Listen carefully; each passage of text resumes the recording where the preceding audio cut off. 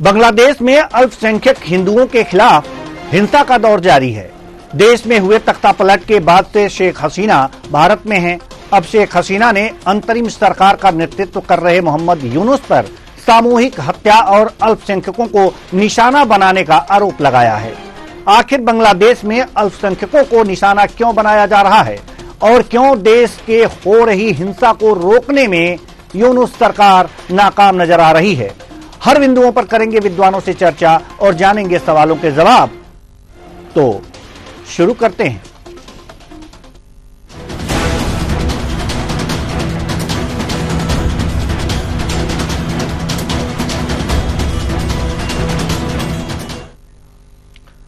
बांग्लादेश की पूर्व प्रधानमंत्री शेख हसीना ने मोहम्मद यूनुस की अंतरिम सरकार को सामूहिक हत्याओं और अल्पसंख्यकों पर अत्याचार का मास्टरमाइंड बताया। उन्होंने यूनुस पर बांग्लादेश में हिंदू मंदिरों, इस्कॉन स्थलों और अल्पसंख्यकों के अन्य धार्मिक स्थलों को निशाना बनाने का आरोप लगाया। न्यूयॉर्क में आवामी लीग के एक कार्यक्रम को वीडियो कॉन्फ्रेंसिंग से संबोधित करते हुए हसीना ने कहा, मुझ पर सामूहिक हत्याओं का आरोप लगाया गया है, लेकिन इन हमलों के मास्टरमाइंड मोहम्मद यूनुस हैं। टीचर्स, पुलिस, नेता सभी पर हमले किए जा रहे हैं। हिंदू, बौद्ध और ईसाइयों को निशाना बनाया जा रहा है।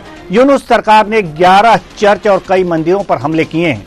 इस्कॉन पर हमला किया। उन्होंने यूनुस सरकार से सवाल किया है कि आखिर क्यों अल्पसंख्यकों को निशाना बनाया जा रहा है।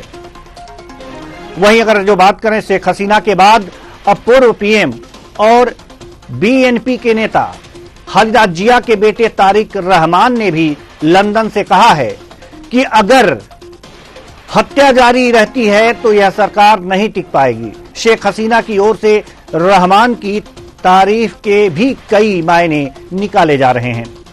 अगर तारिक रहमान बांग्लादेश आते हैं तो स्थितियां बदल सकती हैं।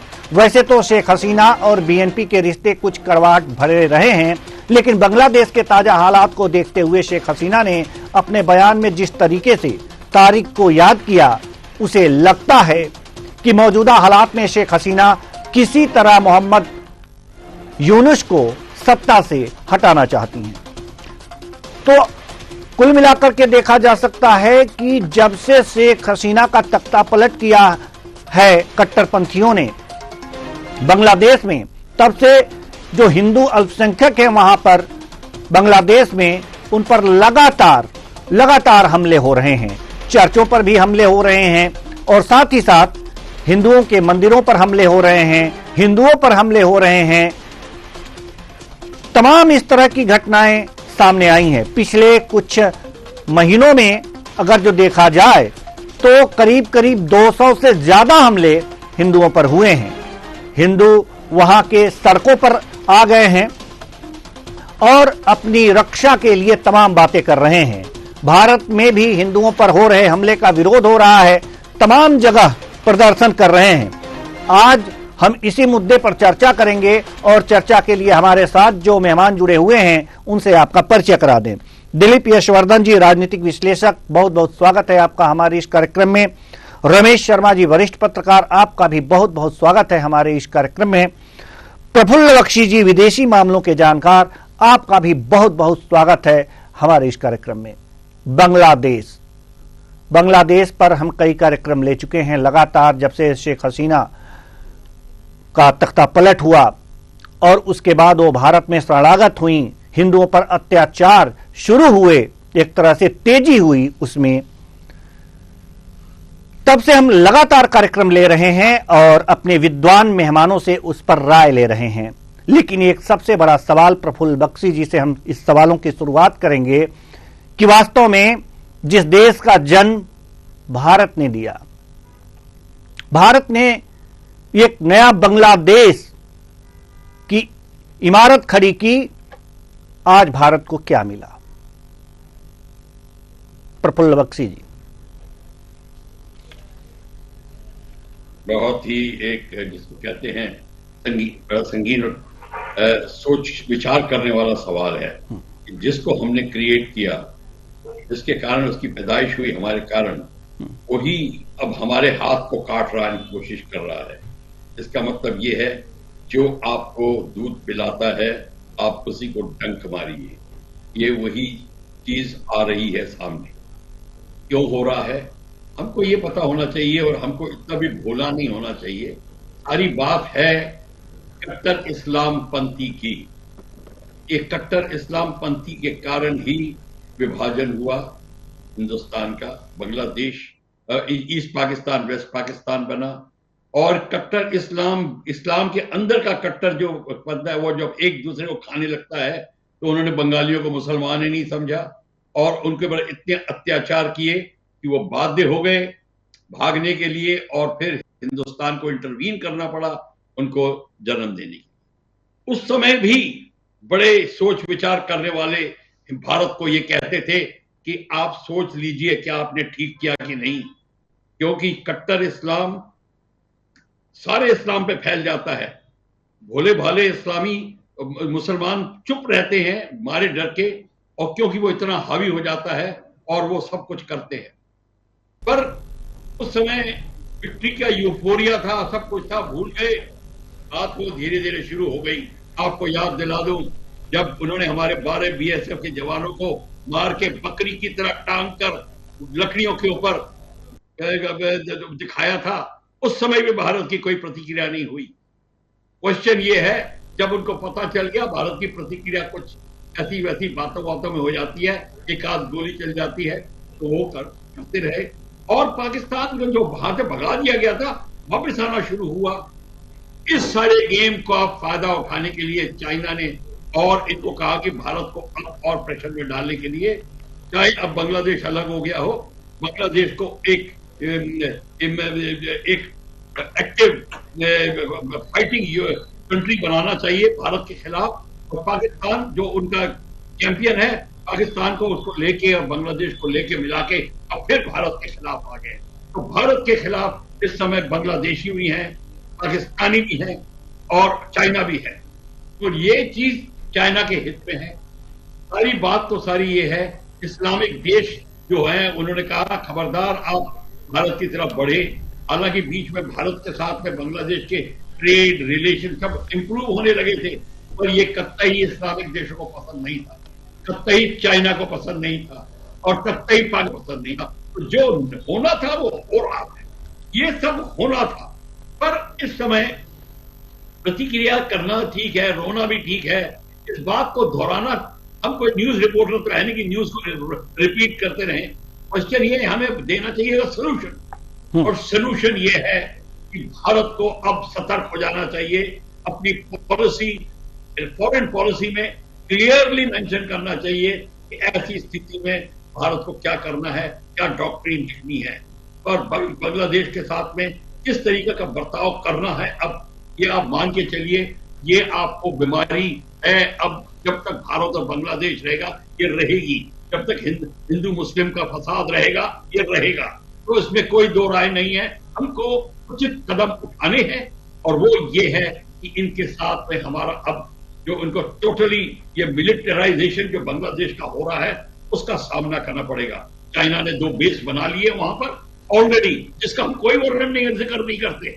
वो सबमरीन बेसिस बना लिए हैं, तो सोलोमन आइलैंड के ऊपर कब्जा कर रहे हैं, सेंट मार्टिन आइलैंड पे कब्जा कर रहे हैं।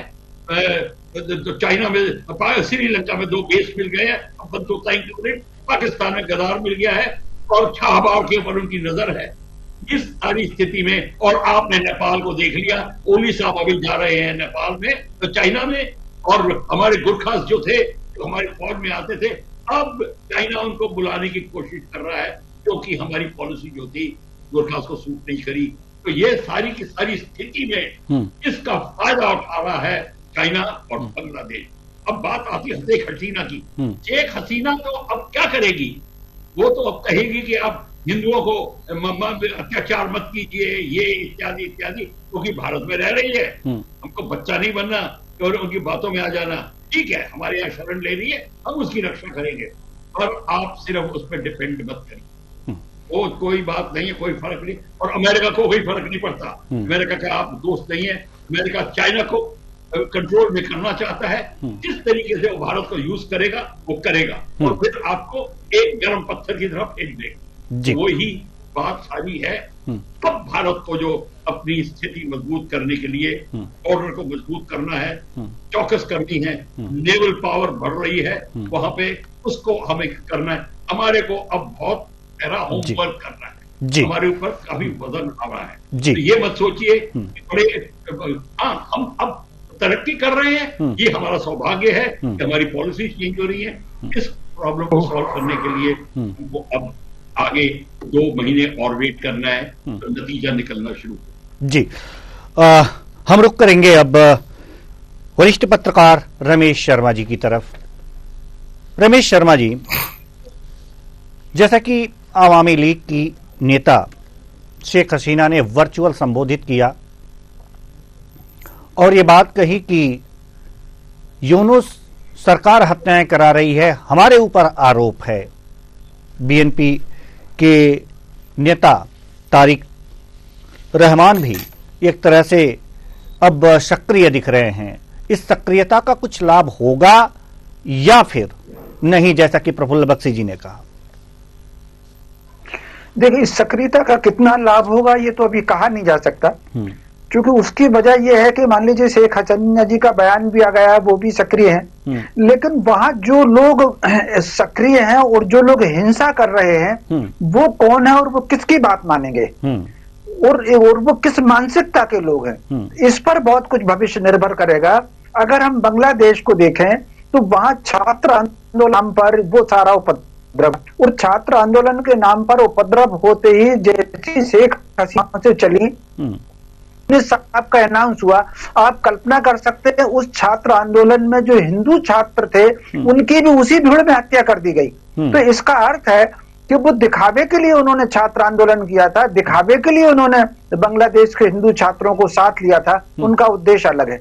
अब इस समय वहां पर 4 संस्थाएं बहुत ज्यादा एक्टिव हैं और वो 4 संस्थाओं में जमायत इस्लामी है, एक वो ब्रदरहुड से संबंधित एक संस्था है, एक जमायत मुजाहिदीन बांग्लादेश है, एक हिफाजत इस्लाम संस्था है।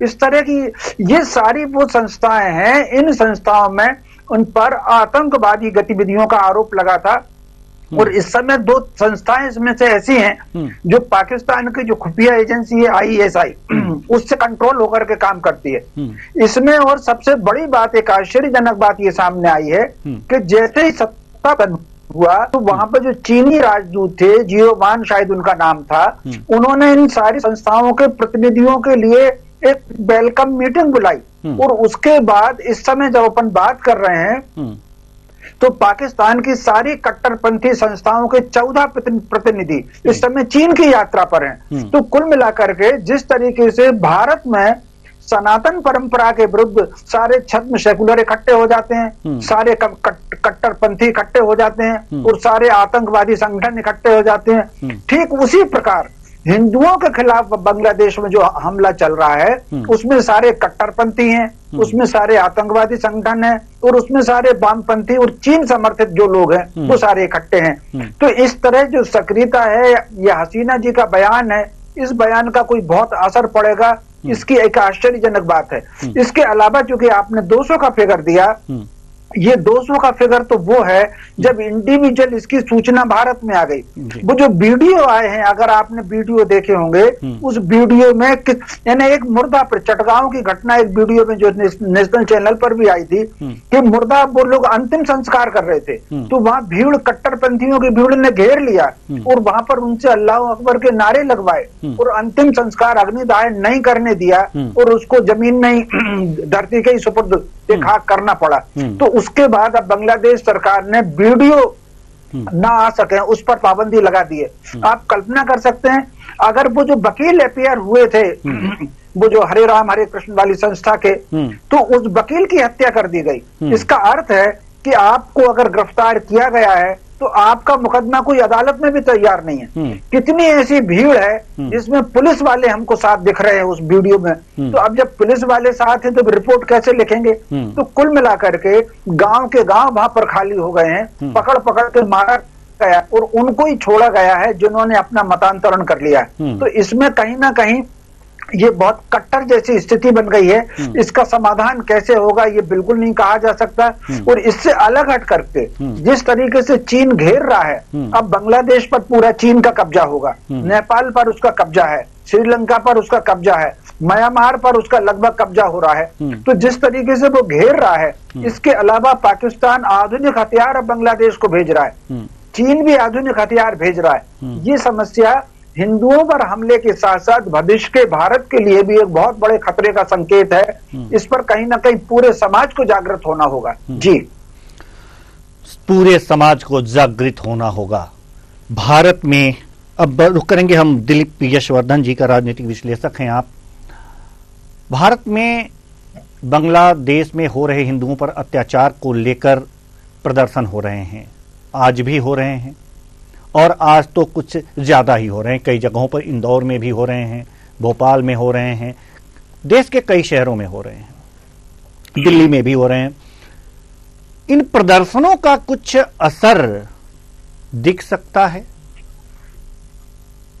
जी कुशवाहा जी, प्रदर्शनों के असर से फर्क सिर्फ इतना पड़ेगा कि सरकार को ये लगेगा, हाँ हमारे भारत में जो हिंदुत्व की बात करी जाती है, उस हिंदुत्व को लेकर के जनता भारत के साथ साथ दूसरे देशों के हिंदुओं के लिए भी जागरूक है।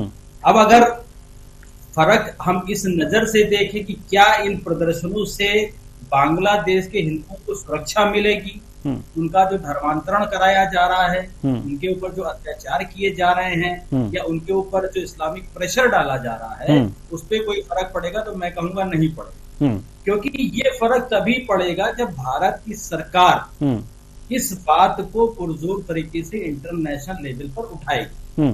शेख हसीना जी के आह्वान कर देने पर या अपनी पार्टी से अपील कर देने से भी कोई फर्क नहीं पड़ेगा। और इस समय शेख हसीना जी का आह्वान करना उनकी मजबूरी है, क्योंकि उन्होंने भारत में ही शरण ले रखी।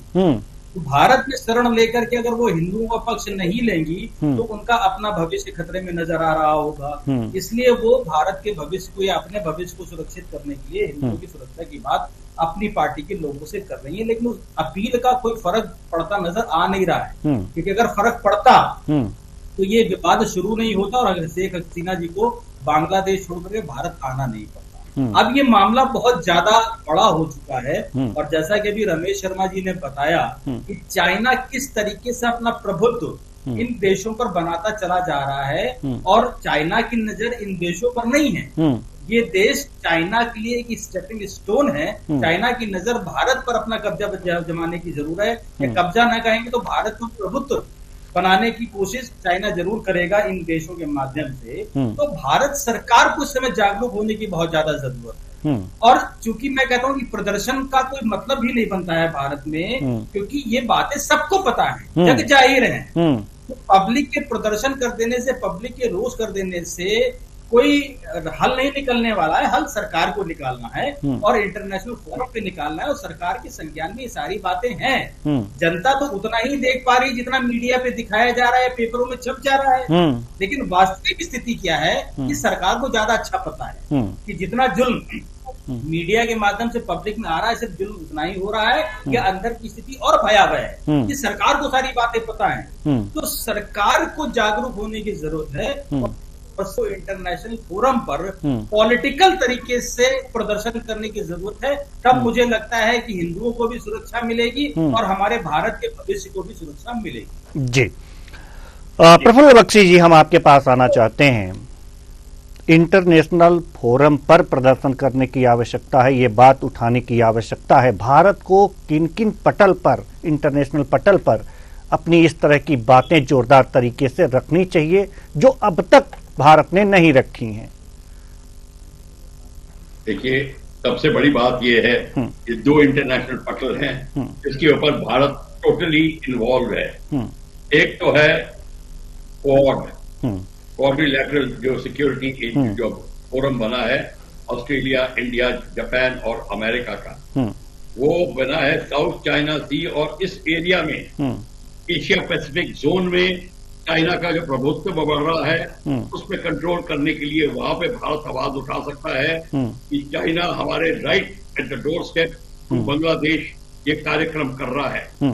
इसकी बात उनको रखी जाए, ताकि मिलिटराइजेशन जो फ्रॉड होने वाला है उसमें इस बात को लाया जाए कि ऑल दीज कंट्रीज जिनके खिलाफ हम जिनको बचाने के लिए क्वाड का अरेंजमेंट हो रहा है एशिया पैसिफिक जोन में, उनको वार्निंग दी जानी चाहिए, और खासकर बांग्लादेश को कि आप चाइना का इस्तेमाल भारत के अगेंस्ट मत करिए। सिमिलरली श्रीलंका को भी एक हल्की सी चेतावनी जानी चाहिए। ये एक फोरम है।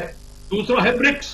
ब्रिक्स में China, Russia, India, south Africa ये और ब्राजील ये हैं। ब्राजील बाहर है, साउथ अफ्रीका अदर है। पर रशिया ने कहा है भारत को कि हम मिलके ब्रिक्स को ताकतवर बनाएंगे, और चाइना का जो इंडस्ट्रियल इकोनॉमिक कैपेबिलिटी है उसका फायदा उठा के ब्रिक्स करेंसी बनाएंगे। जब ये बात अब रशिया पुतिन को भारत ने बतानी चाहिए कि आप चाइना, उनको यही कह के इसी बात को सुन के चाइना ने लद्दाख से लेके अरुणाचल पूरे एरिया के अंदर अब उन्होंने सोच समझ के काम लेना शुरू किया है।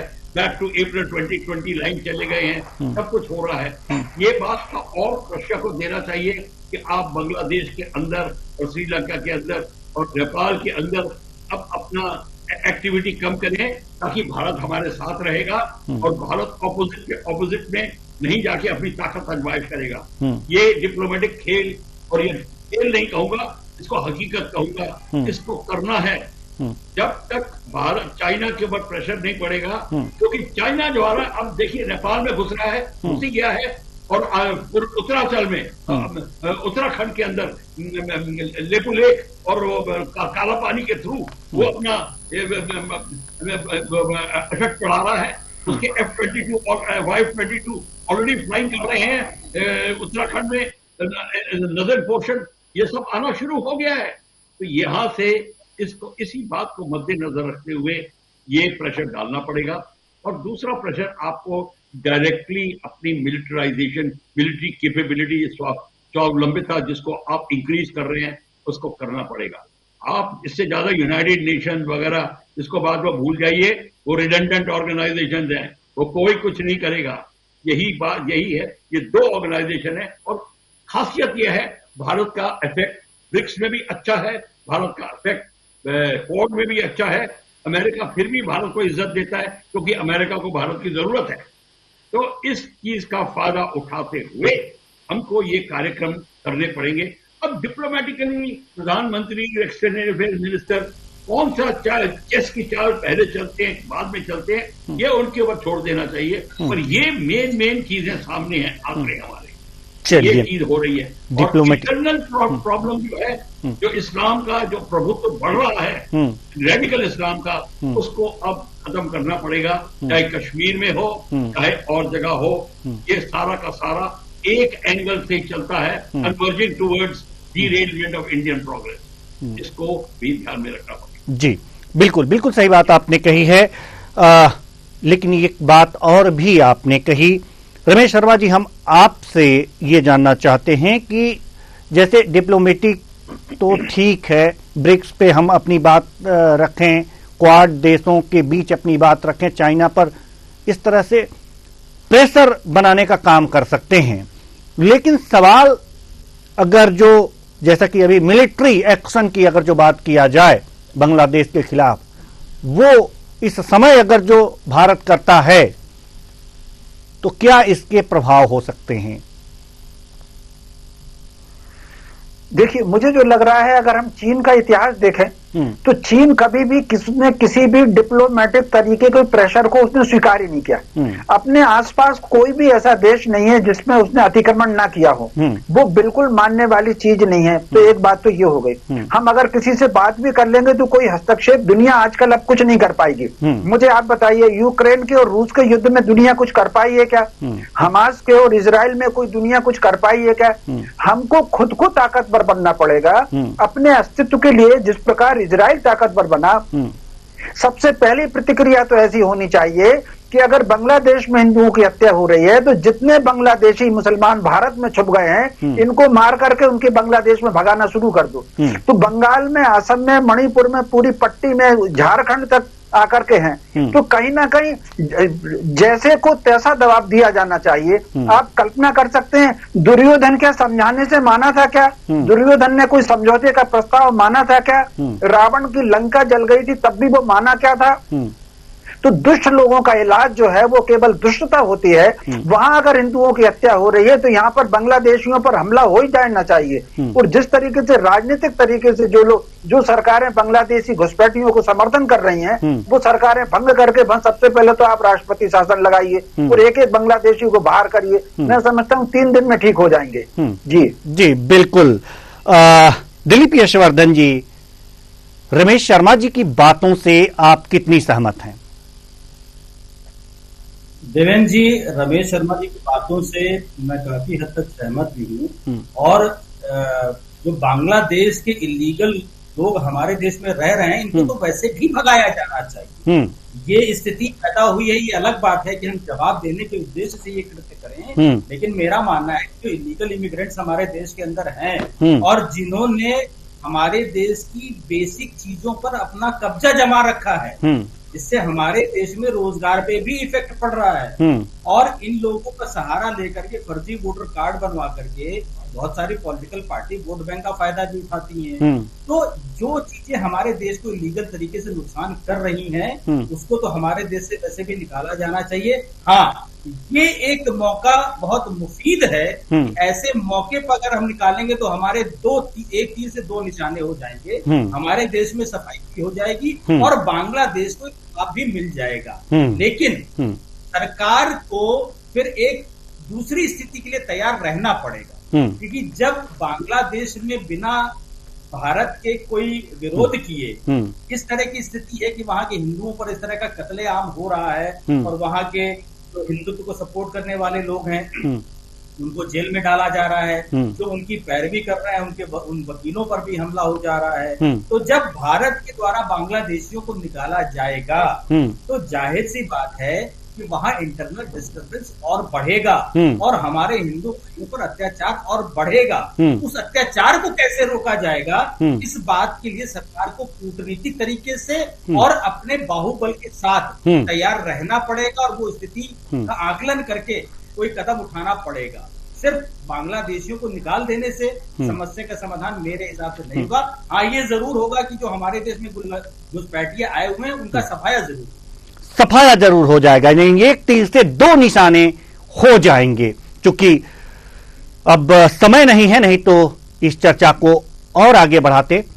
बहुत बहुत धन्यवाद सभी विद्वानों का, आप आए और अपने अपने विचार साझा किए। तो कुल मिलाकर कब सुधरेंगे हालात? समस्या का समाधान मिल गया।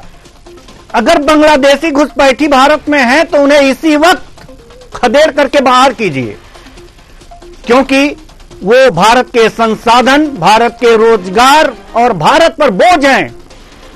अगर बांग्लादेश में हिंदुओं पर अत्याचार हो रहे हैं तो इन बांग्लादेशी मुस्लिमों को तुरंत भारत से बाहर निकाल देना चाहिए सरकार को, और साथ ही साथ अपनी मिलिट्री को भी तैयार रखनी चाहिए कि किसी भी तरीके से किसी भी स्थिति के लिए वो मुकाबला करने के लिए तैयार हो। रमेश शर्मा जी की बातों में दम लग रहा है।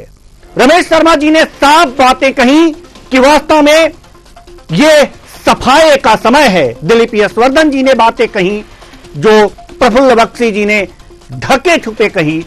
क्लियर हो गया कि हालात सुधरेंगे बांग्लादेश के जब इन बदमाशों को इनकी बदमाशी का दंड दिया जाएगा। आखिर बांग्लादेशी मुसलमान हमारे लगते क्या हैं? राजनीतिक दल इनकी पैरवी क्यों करते हैं? चंद वोटों के लिए। ऐसे राजनीतिक दलों की सरकार भंग कर देनी चाहिए। अगर जो ऐसे हमारे विद्वानों ने कहा है तो वास्तव में होना चाहिए, क्योंकि इस प्रदर्शन से कुछ नहीं होने वाला। सरकार को एक्शन लेना होगा। फिलहाल इस कार्यक्रम में इतना ही। मुझे दीजिए इजाजत। नमस्कार।